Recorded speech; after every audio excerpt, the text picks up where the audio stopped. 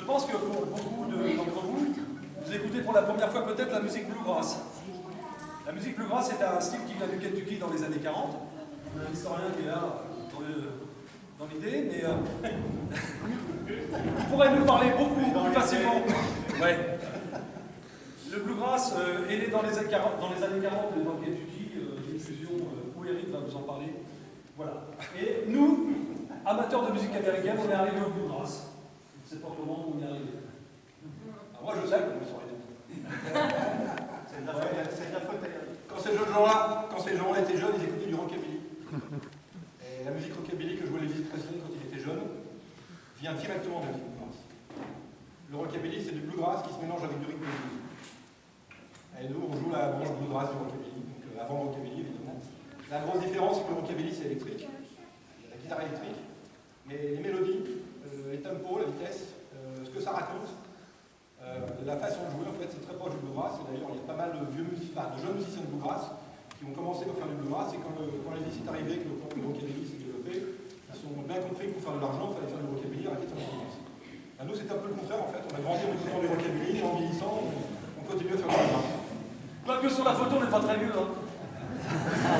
Oui. Excusez-nous, avec cette photo-là, on n'a pas eu le temps D'en faire. Parce qu'en fait, on est une bande de potes qui jouent ensemble il y a au moins 25 ans. 30 ans, ouais. Jocelyn, n'avait que 15 ans. On peut clairement parler de détournement mineur parce que c'est Patrice qui est allé le ravir à ses parents. Et faut croire On était un peu tous là. Faut croire que l'expérience lui a plu parce qu'il est devenu musicien professionnel et que maintenant il donne même des cours.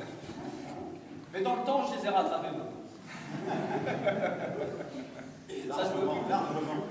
Et donc, pour finir la parenthèse, la musique s'appelle le bluegrass. En fait, quand dans le Kentucky, le soleil se couche, on a l'impression que l'herbe est bleue. Et Bill Monroe, le créateur du bluegrass, a donné ce nom à sa musique. Et nous, on l'a déjà assez répété, on n'est pas des garçons du bluegrass, on est des garçons de l'herbe verte, la Normandie. Alors on n'est pas des bluegrass boys, on est des greengrass boys.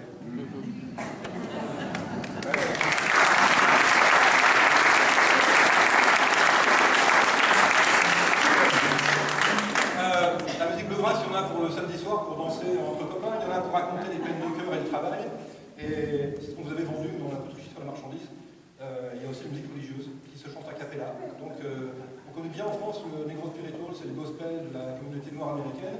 Et ce qu'on connaît moins, c'est qu'il y a quasiment le même répertoire chanté dans les campagnes par les paysans blancs, entre autres. Et donc ça se chante a cappella en harmonie, normalement. On va essayer de vous en faire un, donc a cappella, ça s'appelle Jesus Lead Me, que Jésus me guide pour toujours. Eric, on va pas essayer d'en faire un, on va le faire. On va le faire.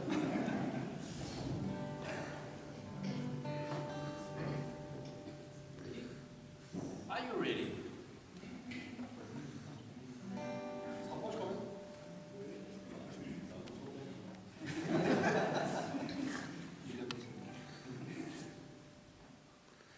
Jesus, lead me every morn to the glass eternal shore.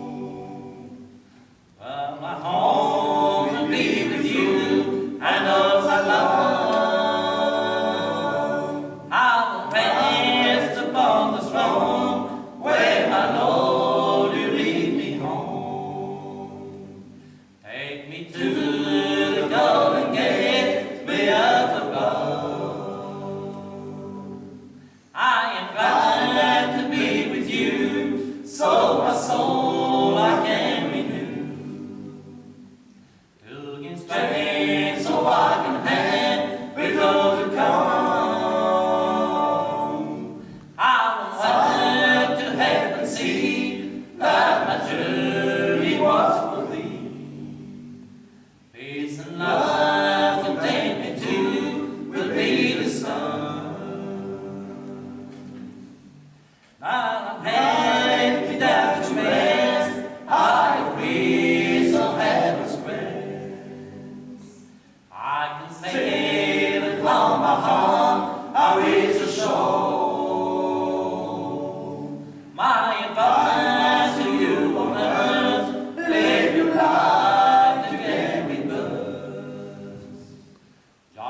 Here as Jesus sees